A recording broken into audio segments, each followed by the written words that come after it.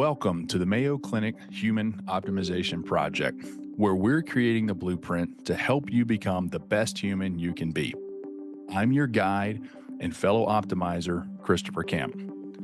There is no shortage of exercise tips, tricks, techniques, and experts out there today. In fact, the amount of information available is greater than it's ever been. While there are benefits to this, it's easy to get completely lost in the exercise information overload. When everyone claims to have the right answer for you, it can often feel like no one has the right answer for you. So today, we're going to try to cut through the noise and confusion about exercise routines. Accordingly, the title of our session is Exercise Simplified: Essential Components of an Ideal Workout Plan for You. Andrea Hayden is our expert here to help us work through this. Andrea, welcome to the Human Optimization Project. Thank you. I'm thrilled to be speaking with you today. Good. Well, we're glad to have you. And for our audience, Andrea Hayden is currently the head sports performance coach for the Minnesota Lynx WNBA basketball team. Prior to that, she spent 8 years as a personal trainer and then worked as a strength and conditioning coach at the Division I college level at Lindenwood University. She was also the associate sports performance coach for the women's basketball and golf teams at Stanford University. In addition to that, she was the major league strength and conditioning coach for the Minnesota Twins, and this made her the first female strength and conditioning coach in Major League Baseball across all 30 teams. Over the course of her career, she's worked with people of all ages, from youth athletes to octogenarians, and people of all abilities, from recreational folks to the professionals. So I think she's in a good position to help us today. The way we're going to structure this is we have three big questions that we're going to try to work through over the course of the session. The first question we're going to try to tackle: what is meant by an ideal or optimal workout plan? The second big question we're going to answer: how do I make sense of all of the exercise recommendations that are out there? And then lastly, we'll get to a solution. What do I need to do to create an ideal workout routine for my needs? So we'll keep it structured that way. We set our questions up to kind of help us guide you all through that process. So Andrew, why don't we jump in it here with our first question: what's meant by an optimal or ideal workout plan? And I'm kind of curious, how do you define optimal or ideal when it comes to exercise routines? Yeah, I think it's a word that, by definition, it means the path most likely to bring success. And so, ideal also being most suitable. And so, I think it can be incredibly individualized, and it should be. And I agree with you. There could be what we deem as a lot of noise and information and recommendations that can get overwhelming and can really be challenging to kind of sift through and figure out. But for me, it's what works best for my situation, for my environment, for my schedule, and then what will bring me to the goals that I have personally for myself as well. Good. So the path most likely to bring success. I love that definition. Now, so I want to ask you a follow-up definition on that. How do you define success? Same thing, has to be as individualized as possible. And so I think everyone who wants to optimize and be the best version of themselves has an idea of where they can go. And maybe they're not there yet. Most likely they have a vision, or they seem to be at another place. And so I think that that's part of it too. It's figuring out what are those goals for the individual to optimize to bring that success. And then I think that's how you assess where you start at. And then from there, you start bringing out the programming and monitoring the accountability, all the pieces that go with it to bring and make sure success is happening. Good. So let's talk a little bit. Let's kind of help folks do that and think about how they would end up defining success for themselves. So, what are some different key components that you would list out? Think about the intentionality of things, being really mindful and um, plan accordingly. So looking at your day, structuring things that need to happen throughout your day. When can you make exercise a part of your schedule? And I think that's where you have to start, is the intention. And what are your intentions for those things? So after intention, and then it's consistent. How consistent can you be to keep the initial goals and thought processes in mind? and it has to be desirable. You have to be able to enjoy it too. And I think sometimes we make it so fit in a box, right? That you have to be in the facility of a weight room or you have to be in a certain environment. But how creative you can be to be outdoors or be outside or include your family as a part of this. It has to be desirable. And they're also finding the resources that you would need to help you with those things. So if that's a workout partner, if that's following a certain program, if that's finding the community around you for those things, and then it has to be measurable as well. Like how can you measure the progress that you're going through? What are some things that you can utilize? Whether that's we can talk about it, dive in a little more of ways you can measure your progress and success, but it has to be measurable. I love it. So, all right. So your list here was intentionality, Mm. consistency, desirable, meaning that it's got to be something that you enjoy doing. You have to consider what your resources are, and it needs to be measurable. As I think about those things, I think that there is a lot of potential for variability in how Mm. people would respond to those. And you spent a lot of your career working with regular people that are probably doing this in their home with no resources, and then you've also spent a lot of your career working with high level elite professional and Olympic caliber athletes that probably have all the resources in the world. So there's a real tendency for all of us to think, well, for the professional athletes, this must be pretty easy. They have all the resources. They have an Andrea Hayden there telling them exactly what to do, when to do. Is that true? Tell us about your experience working with those athletes. Yeah, it is. It is true in the sense that the resources available are probably not like your average, and whether that is through equipment or technology or personnel, the access to those things is different and unique to professional athletes or Power Five schools or things that places that have those type of resources. But at the end of the day, it's still working with humans, and even though those resources are there, still can be some motivation that would need to happen, or it can still be human in the sense that you have slower days or you're tired or even traveling. So just because they have access to it, there still needs to be the discipline and the will and the desire to do those things. And I take pride in that because that's what I want to come alongside them and motivate them and help them and see the big picture. Obviously, at the end of the day, this is their job. And so keeping themselves healthy and strong and available is incredibly important. But I do think there's a misconception to think that just because they have access to these things that it's easier because I still think there's the human element of discipline, right, and desire to do those things and to show up and put the work in. And sometimes they're beat up and they're tired. Like I said, travel or time zone changes, bad night's sleep. Sometimes they maybe don't want to put that work in, but it does help to have the resources, of course. Not going to downplay that, but there still is the human nature to maybe at one time take a day off, or maybe not go do the lift right away, or maybe wait for later on and kind of push it off. That's still there. I think no matter if you're the top level of your game or maybe just working a 9 to 5 at some place.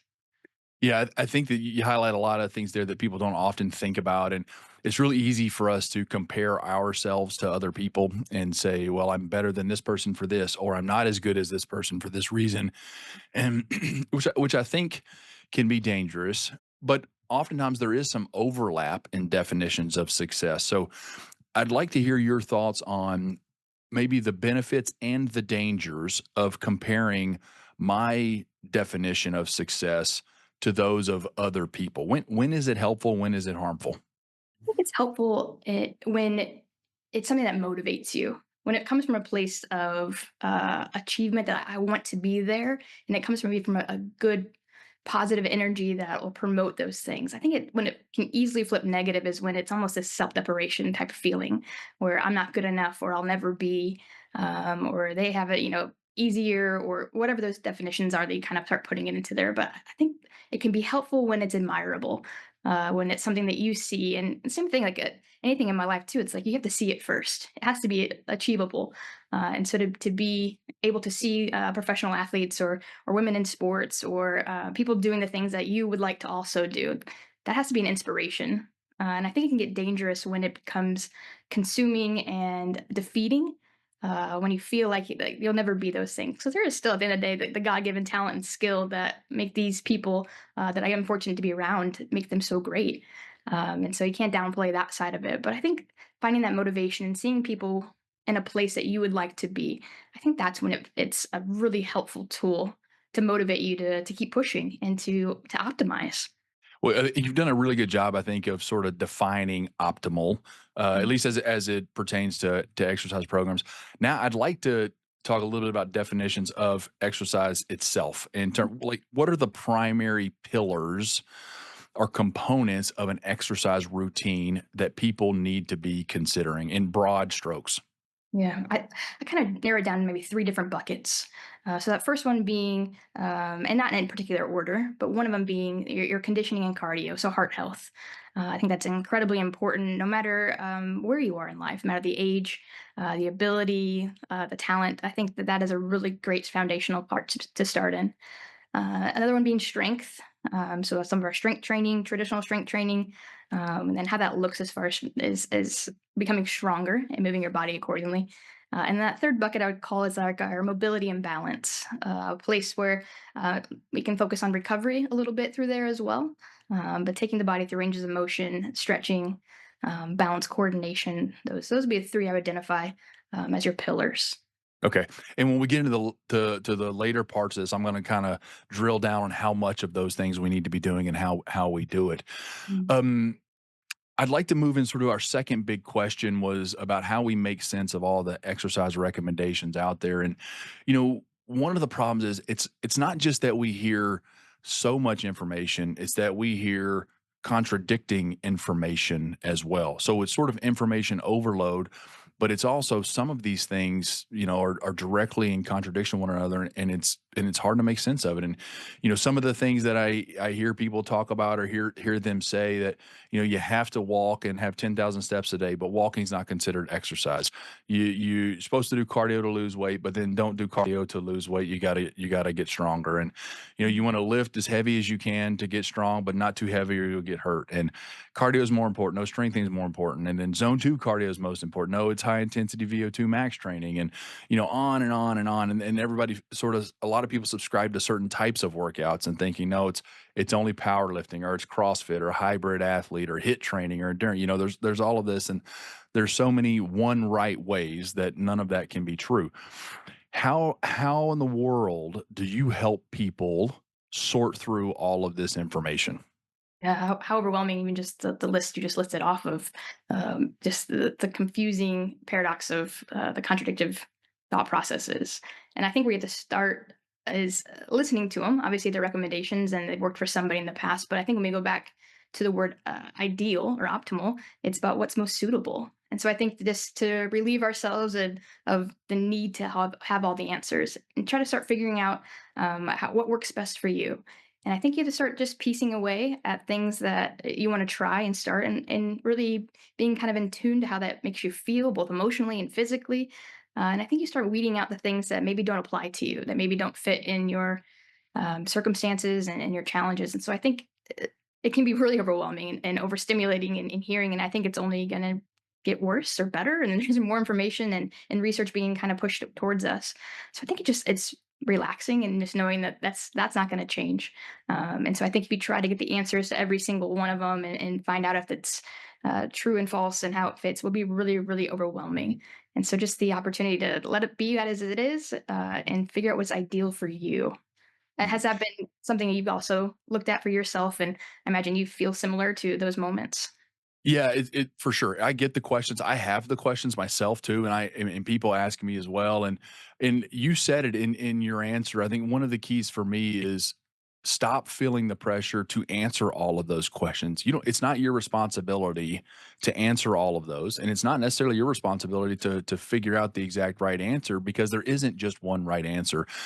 And I think about it, if I put my researcher hat on or my scientist hat on, I think about all of those different statements or facts and studies. They're all data points, and not a single one of them tells the entire picture, but they're information and usually helpful, sometimes not, but usually they are helpful. They do give you some insight and some meaning, but none of them tell the whole picture. And so I think that we have to try to sort of remove emotion and judgment from it and just think about it as a scientist and say, yeah, this is a data point and this is something I'm going to factor in. I'm going to put this tool in my toolbox, and then I'll decide to take it out and use it if it aligns with my goals.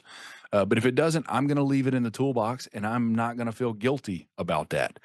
So that approach is sort of helped me a little bit. But that gets back to your point of number one, you don't have to answer all these questions, and number two, you have to first figure out what your goals are and figure out if they align or not.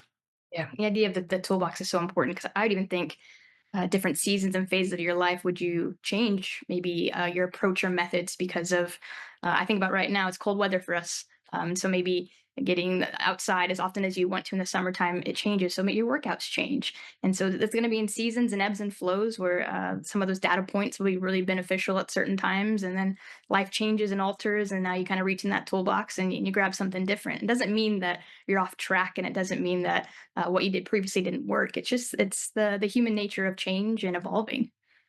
Yeah, and so one of the ways to do that is we've got to figure out what our goals are. Mm. So, do you have sort of a structure or framework that you use to help people determine what their fitness or exercise goals are? I think no matter where you are, whether it's working with average population or in sports, like at the beginning of everything, there has to be an assessment. There has to be an opportunity to look at what's right in front of you and assess where you are. This could be, anything from initial assessments of movement quality and body comp, and you can look at a lot of technologies for it. But I even think with just assessing, it's asking those questions about the goals and where you want to head to. And so I think that's where to start is assessing where you are and being really honest with where do you want to go and what's feasible and realistic for you. So I think you start with the assessment process, and then I think you move to then the programming. How do you execute those things, and what does that look like on a daily basis? Looking, in a bird's eye view of your year or your month, quarterly, what that looks like for the programming system, and then you have to get the feedback and you have to monitor. They say you can't measure what you don't monitor, and so you have to be able to measure those things and look at them and then reassess and reevaluate, and then maybe you go back to the beginning. And it's kind of the cyclical thought process of assessing, programming, and monitoring, just over and over, and until you figure like you have figured out your plan and your process for those things. So, assessment, programming, monitoring, and repeat. I like that. In the assessment, I kind of heard two elements. That one of them is sort of assessing where you are currently, which I would imagine is not just am I in good shape or bad shape, but that's all those things you talked about earlier. What do I enjoy? What do I have resources to do?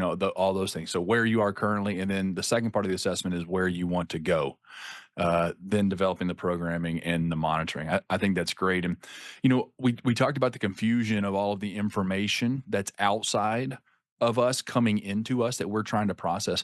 But I also think a lot of the confusion in fitness probably comes from us not doing a good job of going through those three steps that you just mentioned: the assessing, the programming, and the monitoring. And I see this all the time that I think oftentimes people will take the goals or the assessments of somebody else that they know, maybe that they like and respect, and just then take that on themselves. Well, it's working for so and so, or it's what they are striving for. So maybe that's what I should be striving for. Have you seen that? Absolutely. We're the nature of comparison, and always kind of looking over and trying to figure out how to get better and watching people succeed and wanting to copy and paste a lot of those same things. So, absolutely, I think that's part of the assessment. And that's where I think the honesty has to be with where are you currently? And are you really evaluating some of the areas that you want to improve on and you want to grow in? And I think that's why fitness and exercise is such an individualized thing because it is so personal. And where you head really is dependent on what you give to it. But you have to start with the honesty of where I am and where I want to be. And then that programming piece that we're talking about next is the steps to get to that. But I have seen it, and I imagine you as well have seen just or feeling, even for myself at times, of the comparison of what I should be or shouldn't be. And I think that those are really just rob the enjoyment out of what this should be because it really should be fun. It shouldn't be daunting, and I know it can be, and we're kind of talking about that. But this really should be integrated into your life in a way that it's desirable, that it's not a dreading feeling. It really is something that is fun. And if it's not, that's what also needs to be assessed. How can you make it desirable? How can you include your family as part of these processes, or trying something new and kind of being adventurous in these moments? Like, what are those things? Because there's so much information, there's so many resources out there. I think it needs to be like that. It needs to be fun. It needs to be enjoyable. Mm. And I also think too, one of the ways we get ourselves in trouble is not just adopting other people's goals, but assuming that we are the same and that our bodies are going to respond the same way. And we're unbelievably complex beings. And that even if you and I had the exact same goals, and we had the same similar assessment, and we did the same programming, we're going to get different outcomes. Our biology and physiology is different, and our starting points may be different. And the other areas of our life, our sleep, our nutrition, our relationships, our support, our resources, all of those things are different as well. So you have to be really careful about applying somebody else's technique and strategy to yourself, because there's only one you're very different, and you're going to handle it and respond differently. Couldn't agree more. Mm. And I think that's probably one of the keys why the monitoring component is so crucial too. So you continue to sort of monitor to see what results you're getting, and then make changes accordingly. Absolutely. Well, can you tell me why is it so challenging for us to get it right? So we've already talked about sometimes, not having the right goals or not individualizing, but what are some other common barriers you see for people when they try to establish a regular and productive exercise routine? Think often people jump in and apply things that just aren't realistic. And I think again, you get all this feedback of, it should be 7 days a week or 5 days a week. And so there's like people just trying to copy and paste into their lives without really looking at the big blueprint of their lives.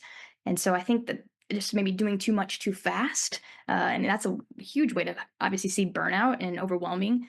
And so I like the idea of just like your habit stacking. So what are the things that you can add to what you kind of already do? So if I think, for example, like if I'm, maybe working on some balance and coordination, I know every time I brush my teeth, so that's a habit I will not do. There's an opportunity to work on balance. So that's single leg standing while I'm, brushing your teeth. There's just opportunities to start adding these little things in as you go. That I think people overestimate, and I think that there's so much time that you probably don't utilize, but there is available to you. So that's the other thing is I think the time frame of it, the overwhelming feeling of have to set aside an hour every day. I don't think it has to look that way. And so I think people just kind of get overwhelmed by trying to apply too much too fast. So I think my first Mm. bit of advice would think, how can you habit stack? What are things you already do throughout your day that you can add little pieces, whatever it looks like. So every time I take the trash can to the curb, I'm going to do a lap around the neighborhood. It's just things that you're already doing that are a part of your week that you can start adding things. And then it's just stacking more and more on top of that. That doing too much too fast, I think we as human beings, it's one of our curses. And I often say that as humans, we generally overestimate what we can accomplish in the short term and underestimate what we can accomplish in the long term. And so we think that we've got to come just hot out of the gate, at 1,000 miles an hour, and we should see results in 10 to 14 days. When in reality, we can't sustain that, and two, we're not going to get those results that quickly. And so we underestimate the value of those compounding good habits over time and the long haul, which I think is great. That's where I think consistency is, to me, the most important part. And what can be repeatable, what can be consistent, that you can do over and over, and like not to come out of the gate, but it's what is consistent. Because I can't do this every single week, or it's sustainable. It won't produce the results that you want. That's an area that I think I've struggled with in the past too. Is the consistency can be challenging. We all live lives that are busy and complicated, and if you create a system that is too rigid, it might not fit into your busy life. On the same token, if you create a program that is too flexible, maybe you don't have the accountability that you need and you let things slip. And so trying to find that appropriate balance of making something that's flexible enough, but not too rigid, and kind of in the middle, I think is challenging, but that can go a long way when it comes to the consistency piece, making it sustainable that you'll be able to do over the long term. Yeah, I think that's spot on because of the seasons of life and changes and responsibilities. I think you have to really be mindful of that, the rigidity of it, and like you said, the balance of it not being too flexible, where you don't have an opportunity to hold yourself accountable and see the results you want because there's too much lax to it. I very much agree with you. Have you found strategies for yourself in those moments where I imagine knowing your schedule and family? How are you balancing those things as well?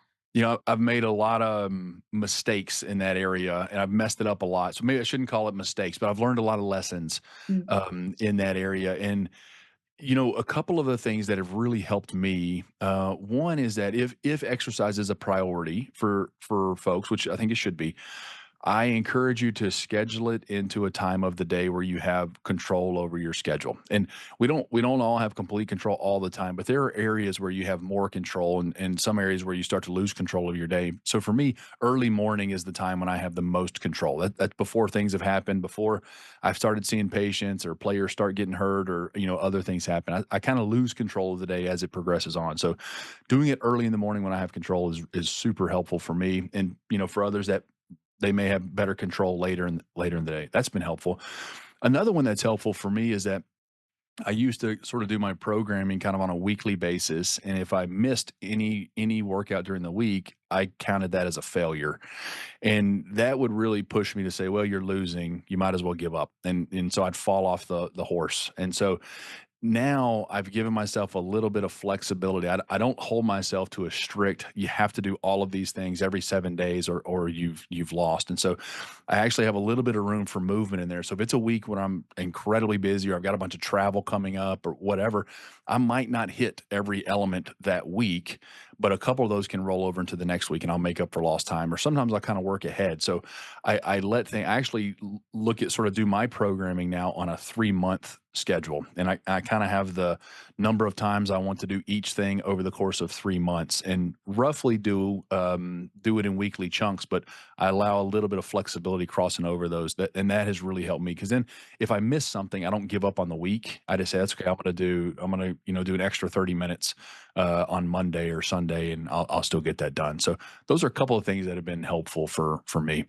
They're brilliant. Those are really good. For myself, I notice the environment really matters, and so being in the right environment for me seems ironic because I work in a weight room all the time. I actually need to work out in a different weight room, not the one I work in, because you're in it all the time. And so for me, if I have to have the little piece of 15, 20 minutes and I have to sneak it in at our facility, I will. But if I can remove myself from that and go to Lifetime or go to a different facility, that new environment is a little bit better for me. It's kind of an opportunity for me to kind of not be the strength coach hat on and put it aside and make sure I find the environment that helps me with those things. And the other one I use often too is just never missing 2 days more than 2 days in a row. So I can miss one, I can miss two, can happen, but that third one is not non-negotiable for me. And so it kind of gives a little bit of flexibility to know. Obviously, I want to do something every single day for my body and moving. But if I miss two, I will not miss that third, and I'll figure out a way to make sure that happens. Another area that I think is often overlooked is, exercise is one sort of component of human performance or human optimization, as we talk about here. And I think that there is positive synergy amongst all of these different areas and domains of our lives, too. So if you're somebody who's not sleeping well, not eating well, struggling in personal relationships and social relationships and, issues at work and that sort of stuff, then it makes it really hard to get the exercise in. But if you can have some positive forward progress in those other areas, you're sleeping better, you're eating better, your relationships are better, your stress is managed, then it makes it easier to exercise. And then your exercise is going to make all of those things easier. So I think finding some positive synergy across different domains in our lives can really help as well. Absolutely. Good. Well, let's transition a little bit now. I want to start talking about some solutions and kind of creating plans and kind of putting this into action. So, I know that there's, no one right way to do this. We've already established that, but I kind of want to go through some exercises here to do some brainstorming to give people a taste of the things they should be thinking about and looking. And you sort of gave us the construct of assessing, programming, and monitoring. So let's do it that way. So let's talk about assessing. What exactly goes into that, and what are the questions people need to be asking themselves? When you first start with what we've been talking about right now is the goal setting. What are you trying to achieve? What is your starting point? I think those are really important questions that you need to start off right away. I think it's pen to paper, writing down those thoughts of where am I currently, looking at schedules, looking at energy levels, looking at the time of season of work and busyness for yourself. And then you move over, I think, into also like what do you enjoy? What is something that you know, if it's bike riding or if it's certain workout classes, what are things you enjoy? And then I would ask like the same thing, your availability, what does your schedule allow for?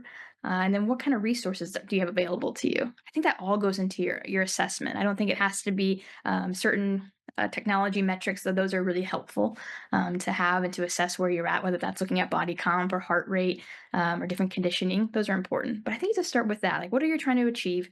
Where is your starting point? What do you enjoy and what are you available and your resources available to happen? Good. And we already mentioned sort of some common mistakes that we have made and others can make in this area too. I think, starting too big, overestimating how much time you have available, overestimating what you can accomplish in the short term, underestimating what you can do in the long term. So I think a lot of those are common errors, or just saying, well, I know this person and they want to work on X, so I should want to work on that too. Don't steal other people's. Now, you can learn from it, but you need to ask yourself, is that also important to me? Don't just inherit it directly, but ask yourself, does that also apply to me? So I think you can use other people to help you, but you don't want to just copy and paste their assessment. Is that fair to say? Completely fair to say. And I think through that assessment, that first one being like, where are you starting from? And I think it's just figuring out, okay, what's one more step above that? And that's like the not taking on too much, maybe two steps above that. If I'm committed to doing, 1 day a week right now, how do I get to two? How do you get to three? I think you just figure out what's the honest evaluation of where I currently am starting and what can I add to it. Great. We're going to transition into the programming, which I think is probably a lot of what the audience is going to want to hear. So there's probably a temptation of the audience to say, oh, good, this is the part I wanted to hear. Just tell me what I need to do. So before we get there, I'm going to pause and say, if you're excited about this part, great, but you need to do the assessing part first. Okay. So don't just gloss over what we just talked about. All right. But now let's transition into the programming. So I think a good way to think about this is you talked about those three primary pillars being conditioning and cardio, strength being the second one, and then balance and mobility. So if we're working on those three pillars, is it fair to say that all of us need some element of each of those?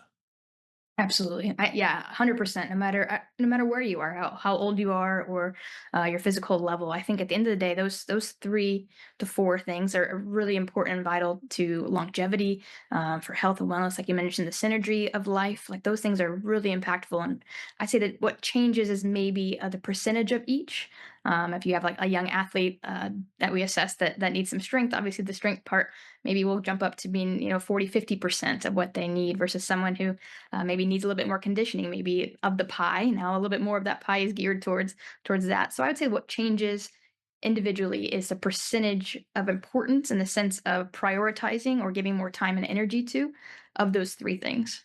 So fair to say we all need some element of each of those three. I don't think, in my opinion, there's not an exact precise number that everybody has to have. So that's part of the assessment and figuring out what you want. But just for fun, let's do it. So let's say that I'm the average person. Let's say our audience is roughly going to be folks.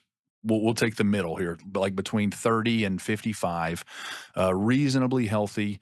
Nobody's getting paid to play sports at this stage of our life. We're just trying to, get out an occasional pickup basketball game or tennis, or not get hurt when we're helping somebody move the couch, those types. So general, I want to be healthy. I want to live a good, long, full life. And let's say I've got an hour a day, 5 days a week. So I'm going to give you, Andrew, I'm going to give you 5 hours a week.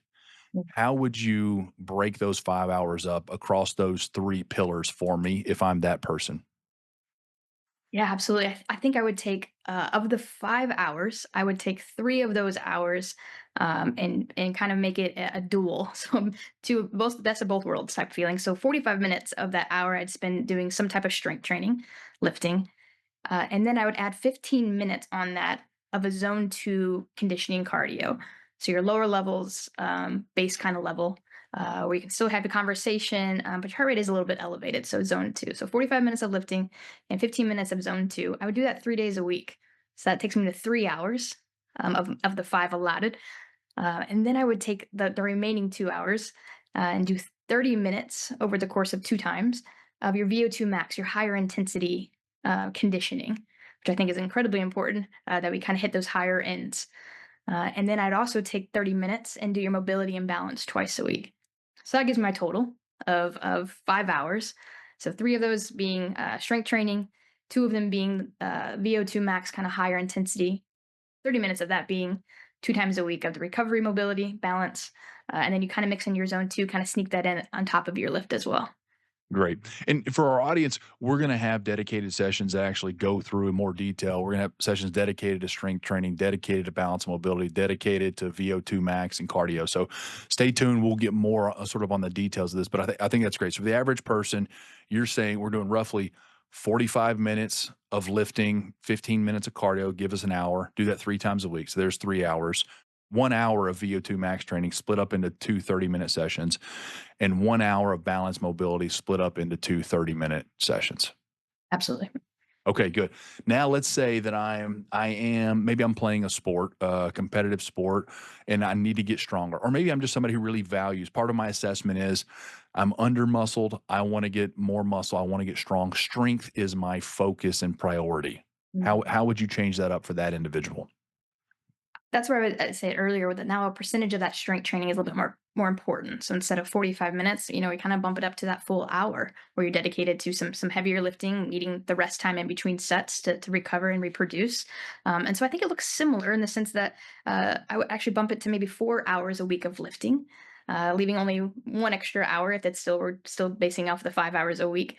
So four 1 hour strength training sessions, and then an extra hour where you can divide half into your higher end sprinting work, so your higher VO2 for 30, and then 30 minutes of that mobility. I'm also a believer that you can probably sneak in some of that mobility and balance in the weight sessions as well. So, not to necessarily make it its own separate thing all the time. I do think that's where mobility and balance can be really nice for a recovery day, where you can maybe do 15 minutes of a recovery session to help you, especially if strength is the main focus and how that wear and tear on the body a little bit. But I think there's areas where you can kind of sneak some mobility sets in between, a heavy bench press, and now you're kind of doing like a banded lat stretch. There's different movements to kind of help work some of these pillars that we're trying to integrate throughout the week. And that's a great call. I'll tell the folks that are listening, if you're new to this, take it easy. Like start, keep it focused, keep it organized, keep it simple. As you get better, you will find there are pretty easy ways to sort of mix strength training with balance, and even VO2 max with strength training. So there are ways that you can start to mix and combine some of those things as you get better and you get more advanced. So then I would imagine you would just do the same. So if somebody says, endurance is more important for me. I want to be a marathon runner. I'm going to do an Ironman or distance swimmer or whatever. You would dial up the percentage of cardio, like zone two cardio, probably, and VO2 max training for that individual, and lower the strengthening. Yeah, and still being strength training being super important, even for an endurance athlete, a marathon runner. Having that strength is really important for the body, for impact, for the repetition of running. So maybe that drops down to twice a week for the 45 minutes, but there is still element of strength training. I think that all of these three different pillars have to be integrated, but the percentage or the dedication to each one definitely varies as you go. Okay. Some of our audience is saying, okay, this is really helpful, but I don't have an hour a day. Andrea, I can give you 30 minutes a day. So let's go back to that first example. You're the average healthy-ish adult who wants to stay active and stay really fit, but you've only got 30 minutes a day. So let's say we'll go 30 minutes, six days a week. So you've got 3 hours to work with this week, which everybody, we want you to try to find more. So step one, try to find more time if you can. But if you can't, Andrew's going to tell you what to do. Yeah, no pressure. Yeah, I would do this. I would do the same thing. 30 minutes is really productive, and how funny and silly of us to downplay anything that isn't an hour. But for some reason, as society, we think that it has to be an hour or 2 hours. But I think 30 minutes can be incredibly productive, especially like you said, when you start integrating some different things. So if weight training that also turns into like a circuit style where there's some cardio components to it, where your heart rate's elevated. But if you give me 6 days a week, we're going 30 minutes. I would kind of do like this altering. Let's if it's easier to take a Monday through Sunday type feel, and so that Monday would be like a focus of lift for 30 minutes. That Tuesday would be your high intensity sprint work, your VO2. On Wednesday we'd lift again, so that's your second lift. Thursday would be like your off day, and then Friday we're gonna lift one more time. Saturday we'll do some VO2, and that Sunday also could be recovery, mobility, balance. So it's kind of way you can spread it out over 30 minutes, making sure you're still lifting. That's 3 lifts a week still. That's two sessions where you're doing some VO2. Also on the lift, you could add like the low level zone two type feeling. Or also on those recovery days. So those are the ways you can get 3 lifts in, 2 high intensity days, and a recovery mobility day in there too. Good. And for those of you that are still feeling guilty because you can't find 3 hours a week, remember what Andrew talked about earlier. You find other ways to move during the week too. So, increase your step count, take the stairs, walk the extra lap, park at the back of the parking lot. Like find other ways to get the movement into your week. So it doesn't have to be just in these dedicated exercise sessions as well. Well, Andrew, that's helpful. I know it's hard because there is no one right way to do it, but I think that's a great framework for people to work from. Now, let's talk about monitoring. I know at the professional level, you do this unbelievably well with tons of data and, high tech stuff and can be really expensive, really helpful, but most of us don't have that. So, what should the rest of us be doing to monitor for progress? Yeah, I think it goes back to the assessment. This is very much the cyclical feeling of it, that you have to figure out, what did I say that I wanted to assess first? So what were those goals? And once I identify those goals, finding ways to monitor for those things. So if one of the goals being, or what you assess to be, I want to show up, I want to do 4 days a week. That's also a way to monitor that. So if that's creating some type of calendar system where you're looking at it and you're saying, okay, did I hit my four? That's a weekly a chance to monitor and see, and then make those alterations. So you can't monitor without first knowing your assessment. And so making sure that those kind of correlate together. So I think every time you're even sitting to do the assessment, writing out the goals, you need to also have, what is it that I can to add to it, for a monitoring perspective of it. So I like to look at things. What can you monitor daily? What can you monitor weekly, monthly, and then maybe even looking at the bigger picture, like you work off of 3 months at a time. And so finding something you can monitor every day. What does that look like? I don't always recommend you should weigh yourself every single day. That can be overwhelming. Maybe for some people it's helpful to see. But for me, I think daily is checking in myself mentally. How do I feel? Where's my energy level at? Am I enjoying it? Is this a desirable thing still? I think that's a way to monitor to see if what you're doing is working. Weekly, you can, though. You can start looking at maybe some metrics of body comp, if that's something you're interested in, or accountability. Like I said, the calendar system where you're looking at the week, and did I fulfill the goal that I set out to do that week? And the same thing monthly. Like as you're on these programs, was I able to complete the tasks that I set out to do? I think that's how you do it. And it has to be, like I said, desirable. So checking in with yourself, is this enjoyable? And what are some ways you can maybe change? So even if you're doing some of the higher intensity sprint work, or VO2 high intensity, it can be done outside, or it can be done not in the weight room, or it can be done somewhere else. So if you're going to the park or something, like finding ways you can sprinkle in some enjoyable variances in there. I think that's how you monitor and look at it for sustainability too. You hit on a few things. I was hoping you were going to say, I want the audience to recognize this. You didn't just say, we're checking our weight on the scale, or measuring how much weight we're lifting or how fast we're running that mile. It's not just those things. You talked a lot about some subjective things. How do you feel? What's your energy level? Are you satisfied? And the other thing is, I love that you said, did you show up like you said you were going to? What a great assessment. And part of this is understanding this is a long-term approach. This is not a quick thing. And so it's going to be a little while before the scale moves, before the weight changes. And so you have to develop some process satisfaction. And you have to say, all right, if my goal is to show up 4 times this week, did I do that? Yes. I'm going to celebrate that, and I'm going to feel good about that, and I'm going to allow myself to celebrate. And so find some ways that you can celebrate measurable progress beyond just the scale or the bench press max or your jump height or whatever it is. Those goals are good, but those are lagging measures. It takes a while. So some of your leading measures are, did I show up? Was I happy? Did I have the energy? And again, and I love it, tie that back to your assessment. So as you're making your assessment, you should be incorporating some of those goals into it as well. I've got one last question for you, Andrew, before we wrap up. How long should somebody stick with a given program before they should A, start seeing some real changes, and B, change it up just because their body is going to be adjusted to it? Still think there's a little bit mixed thoughts on that, because you said too, we're complex humans with very variances in physiology and everything else attached to it. So I think there is some generic rules of thumb, the 6 weeks to 12 weeks, that you could see some changes, and maybe at the 12 week mark start changing the programming around 12 weeks. But I think if things are working for you, and you see as you're monitoring, you're seeing some of those things happen that you wanted to. You mentioned some, maybe the quantifiable metrics. Stay with it. I think as humans, we want to change things so often, and most times it's because we're bored. So that's why I say change your environment. Maybe it's something different. But I think we're too quick to blame an exercise selection or blame a certain method of things when we haven't really committed enough time to see that progress. So I'd say stay as patient as possible. And like I said, more times than not, you maybe need to change the playlist on your heads on your headphones instead for something new versus changing up an entire program routine just because you're not seeing results quick enough. But I mean, I would say if it's 12 weeks and you're not seeing what you need to, then maybe you reevaluate and maybe you seek some help with some of those things. Yep. That's definitely something that's on my list of mistakes I've made or lessons I've learned is not changing it up daily. Like I would say, okay, I'm working this muscle group today. How am I going to do it? And I would do it something different every week. And you're not going to see progress that way. So yeah, have some consistency. If you need to make changes, change up the music you're listening to or the podcast or the audio book, whatever, or increase the weight or the number of reps or how fast the treadmill set or whatever. So find some ways to change it to challenge yourself, but don't necessarily jump ship on your exercises. We tend to do that too fast. So stick with it. Think long term in this as well. Well, it's been a fantastic discussion, and I'd like to take a minute to kind of summarize. I've been writing notes as we've gone, and sort of some of the highlights or things for me that I've learned.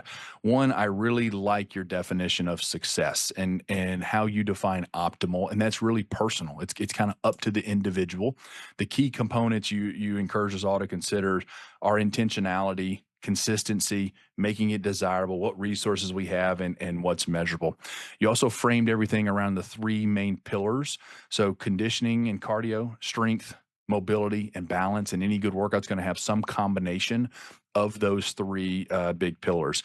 And then, in terms of figuring out what your workout program needs to be, again, you broke it up into three steps for us. Number one, assessment. So, figure out where you are and then figure out where you want to go and where you want to be. Your second is your actual programming, meaning the work you're going to do. And then lastly, figure out how you're going to monitor it and gauge your progress and make adjustments. I also appreciate you sort of giving us the theoretical model for somebody that's working out an hour a day, 30 minutes a day, which I think is really helpful. So I'd encourage everybody to take notes on that. So that's sort of my summary, my big take home points. I'd like to give you a second to kind of re-answer those three big questions. We've answered them over 45 minutes, but now I'd like to have you answer them specifically. So our first big question: what is meant by an ideal or optimal workout plan? In the day, it's what works for you. And we've said it and talked about it a few times, but you need to figure out what's sustainable and what works for you without being consumed by all the recommendations, advice, and the people around you. It's really identifying and going inward and figuring out what is the best way that you can be successful. Great. And how do I make sense of all of the exercise recommendations that are out there?